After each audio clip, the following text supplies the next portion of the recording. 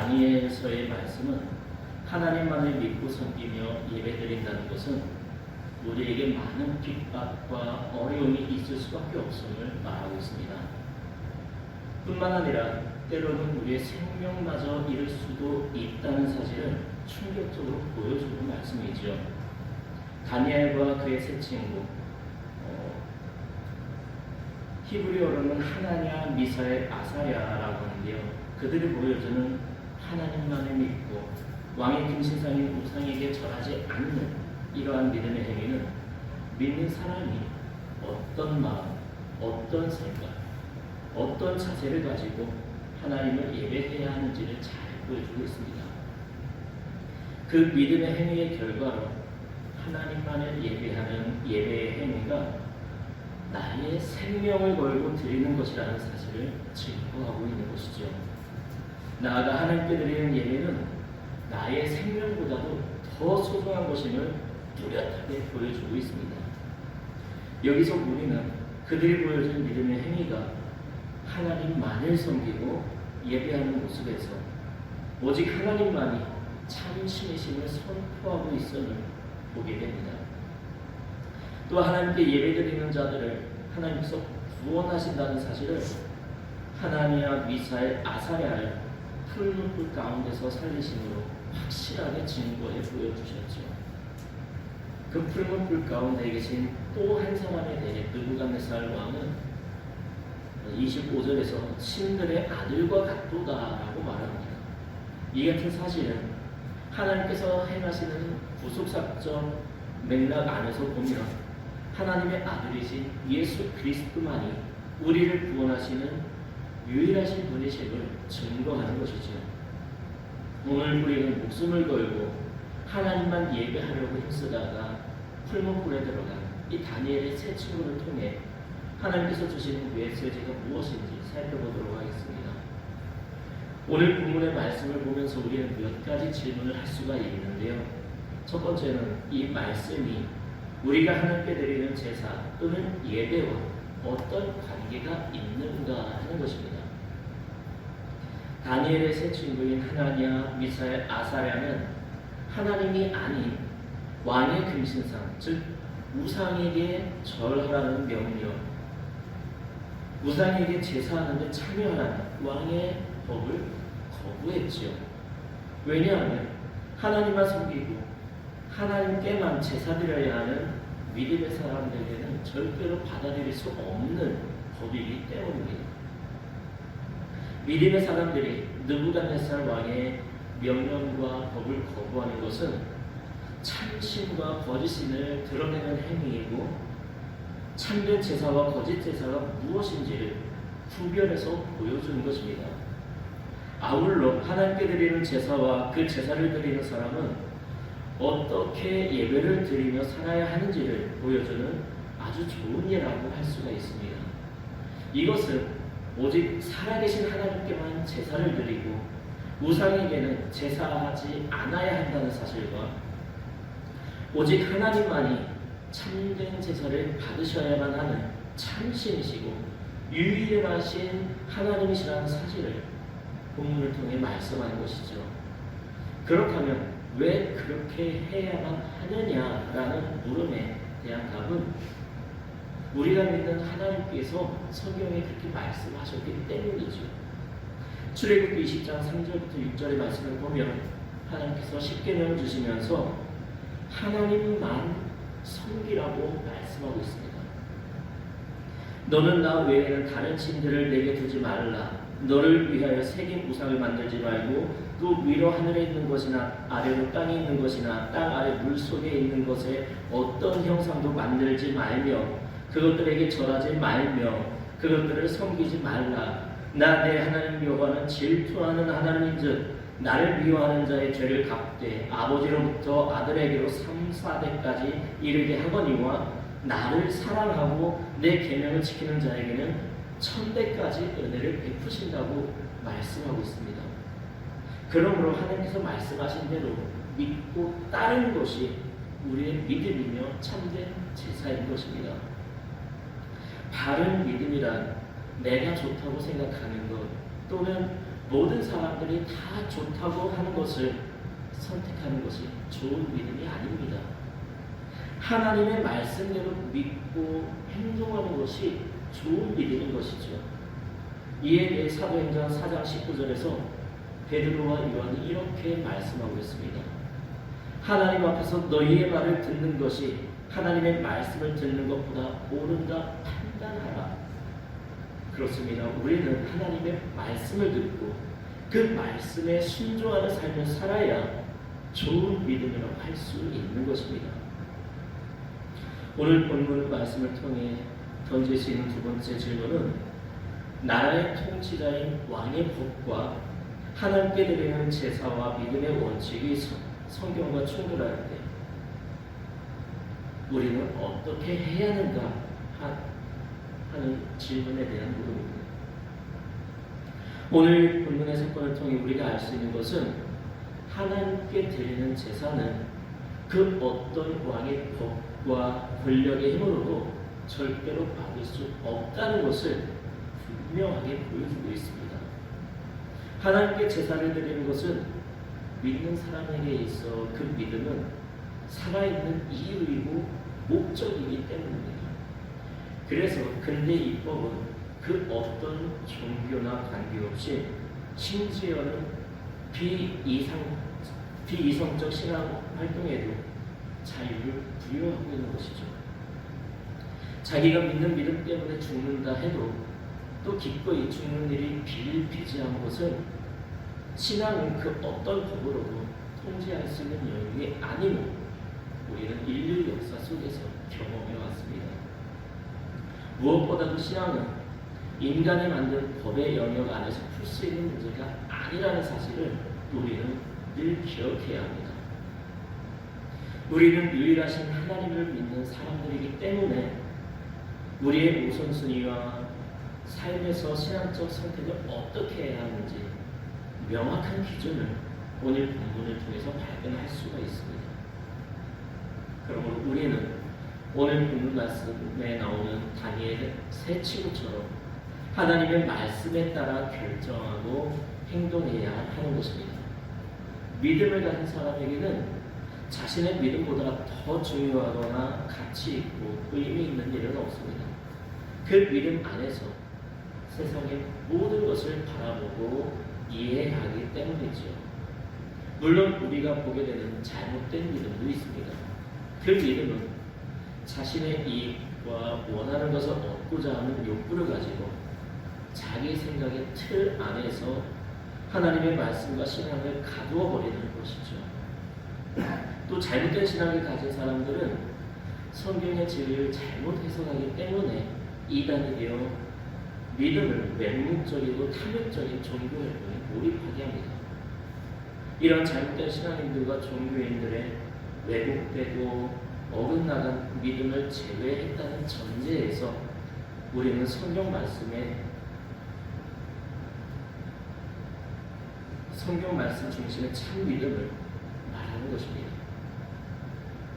오늘 말씀을 통해 던질 수 있는 세 번째 질문은 하나님께서는 우리가 하나님의 말씀대로 믿고 행할 때 우리를 언제나 지켜주시고 보호해 주시는가 하는 질문입니다. 이 물음에 대한 답은 우리 인간의 입장에서는 실망할 수도 있겠지만 하나님께서는 하나님의 뜻을 이루시기 위해 우리 인간이 원하는 대로 지켜주시고 보호해주시지 않을 수도 있다는 사실입니다. 그러한 사실은 우리의 죄를 위해 대속제물로 십자가에서 죽으신 예수님의 모습 속에서도 발견을 할 수가 있죠. 하나님께서 주신 믿음은 하나님을 향한 믿음이고 하나님의 뜻대로 되는 것을 바라며 믿고 따르는 것이기 때문입니다. 그래서 기독교 역사 속에서 예수님의 제자들을 비롯한 수많은 신앙인들이 순교의 길을 걸어갔던 것입니다. 지금도 이 순교의 길을 걸어가고 있는 믿음의 사람들이 있습니다. 나의 믿음으로 인해서 내가 핍박과 고난으로 죽는다 할지라도 그것을 결코 우리의 믿음이 실패한 것이거나 하나님께서 우리를 버리신 것은 아닙니다.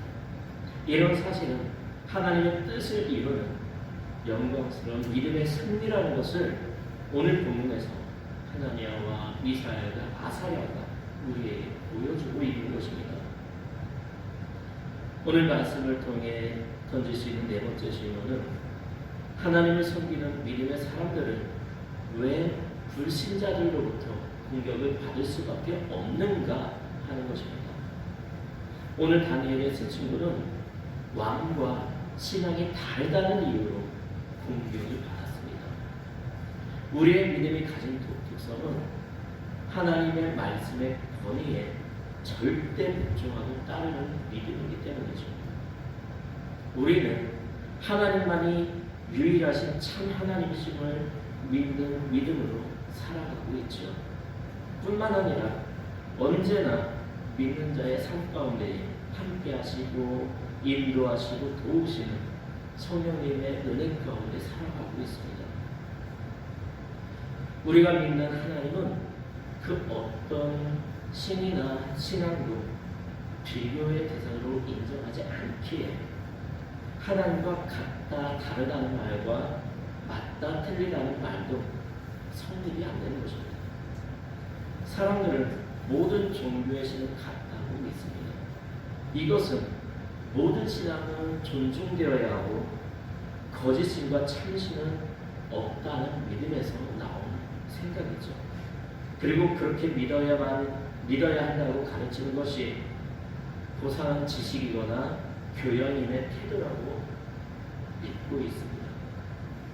그러면 우리 기독교의 유일신 사상과 적대적 진리를 믿는 믿음은 필연적으로 다른 믿음과 충돌하게 되는 것이죠. 이 사실에 대해 하나님께서는 나 외에 다른 신은 없다는 말씀으로 항상 단호하게 선을 긋고 분명하게 말씀하셨습니다. 이 말씀대로 우리 믿음의 사람들은 공격을 받게 됩니다. 이 공격받는 믿음에 대해서 예수님께서도 제자들을 보내실 때에 그들이 고난과 핍박을 당할 것이라고 마태복음 10장에서 분명히 말씀하셨습니다. 그러나 예수님께서는 자기 십자가를 지고 예수 그리스도를 따르는 삶을 받아들이고 그 삶으로 도피해서는 안 된다고 말씀하셨습니다. 그리고 목숨을 잃을 수도 있다는 것을 당연한 것으로 알고 따르는 삶이 우리 믿는 자들의 삶이라고 말씀하셨죠. 그것이 예수님을 믿는 삶입니다. 이 믿음은 나의 목숨을 잃을 만큼 하나님께서 나에게 주신 믿음이 크고 가치가 있다는 것입니다. 다섯 번째는 살아계신 하나님과 성경 말씀을 하나님의 말씀으로 믿는 믿음 때문에 목숨을 잃는 것은 과연 옳은 일이고 그것이 좋은 믿음이라고 할 수 있는가라는 질문입니다. 이 물음은 우리가 하나님을 믿는 믿음 때문에 받는 박해와 핍박에 대하여 사랑의 하나님께서는 왜 침묵하실까라는 질문과 같은 맥락 안에 있는 것이죠. 또 하나는 믿음 때문에 하나밖에 없는 목숨을 굳이 잃는다는 것은 목숨보다 믿음이 더 중요하다는 말인가라는 질문을 던지게 합니다. 사실 이러한 질문을 던지는 믿지 않는 사람들이 하는 말은 기독교의 믿음은 너무 독선적이거나 광신적인 믿음으로 반사회적이고 비윤리적이고 비이성적이라는 비판과 적대감을 가지고 던지는 공격적인 말들입니다. 그들은 순교하는 사람과 그의 믿음에 대하여 말하지만 죽이는 사람과 그들의 불신앙과 사상에 대해서는 침묵하거나 의도적으로 외면을 합니다. 그런데 사실 믿음과 사상이 다르다고 죽이는 사람은 더 문제가 있는 것이죠. 이 질문에 대해 우리는 먼저 하나님의 말씀인 성경에서 답을 찾고 그 말씀대로 선택하고 행동을 결정해야 합니다. 믿음은 인간의 내면적인 영역일 뿐만 아니라 믿음을 가진 사람이 추구하는 삶에 있어서 최고의 가치와 기준이라고 믿고 따르는 것입니다. 그래서 믿음은 믿는 자에게 있어서 항상 최고와 최우선의 선택과 결정의 기준이라는 사실을 우리는 놓쳐서는 안 되겠습니다. 그것은 자신의 선택과 결정이 아닌 신의 의지와 결정을 따르는 것이기 때문입니다. 언제나 최종 선택과 결정은 그 사람이 믿는 신의 뜻을 따르기 마련입니다. 믿음을 가진 사람은 자신의 믿음에 따라 사는 것을 당연한 것으로 받아들입니다. 그것이 그 사람이 사는 이유와 목적일 뿐만 아니라 그 믿음의 가르침 안에서 끊임없이 추구해야 하는 가치와 행위의 규범이기 때문이죠. 그러므로 오늘 다니엘의 세 친구들처럼 믿음 때문에 죽는다는 것은 윤리나 도덕 사회 규범을 벗어난 광신적 일탈 행위가 아닌 하나님의 말씀을 따르는 순결하고 진실한 믿음의 행위이고 한없이 영광스러운 은혜의 자리에 서게 되는 것입니다.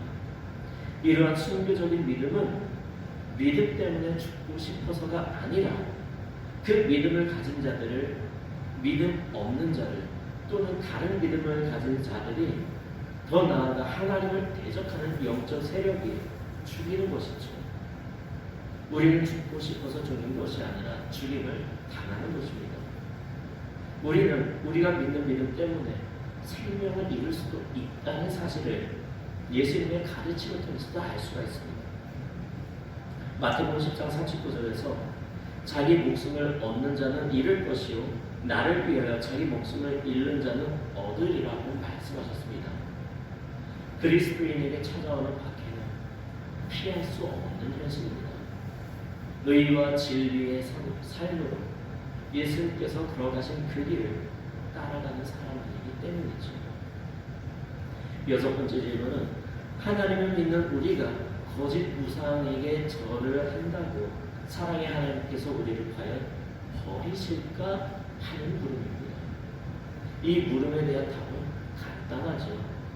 하나님을 믿고 살아간다면 어떻게 우상에게 절을 할 수가 있을까요? 그러므로 하나님께서 우리를 사랑하신다는 사실을 기억하여 거짓 우상에게 속지 말아야 합니다. 또 거짓 우상은 처음부터 신이 아니니까 숭배 자체가 성립이 안 되는 것이기에 괜찮은 것 아닌가라고 질문하는 사람도 있습니다. 그러나 하나님께서 우상에게 절하거나 숭배하지 말라고 하신 말씀은 신이 아니고 거짓이기 때문에 숭배하지 말라고 말씀하신 것입니다. 이것은 두 가지 생각을 보여주는 것이죠. 하나는 하나님만이 참신이며 유일하신 신이라는 것입니다. 이 말은 사람들이 정의하는 종교적 개념이나 사상에서 나온 것이 아닙니다. 하나님께서 계시하신 성경으로부터 나온 것이죠. 또 하나는 사랑의 하나님은 모든 것을 다 용서하시고 사랑하시는 분이신데 용서받지 못할 죄는 없을 뿐만 아니라 우상숭배의 죄도 용서하신다고 생각을 하는 것입니다. 그러나 하나님은 해야 할 것과 하지 말아야 할 것을 말씀하심으로 사랑이 무엇인지 보여주셨습니다.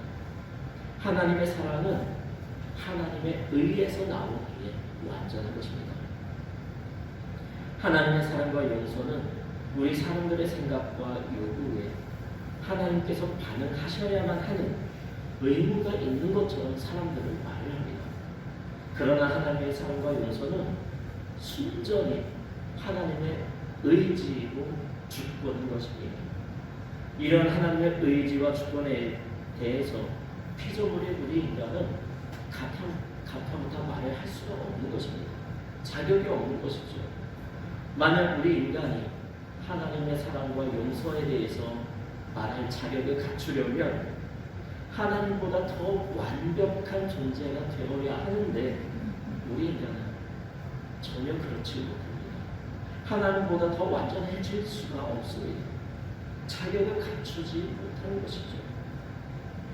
예를 들어 모세가 하나님을 만나기 위해 시내산에 올랐을 때에 산 밑에서는 모세가 내려오지 않자 불안해하며 금송아지 우상을 만들어 숭배했습니다.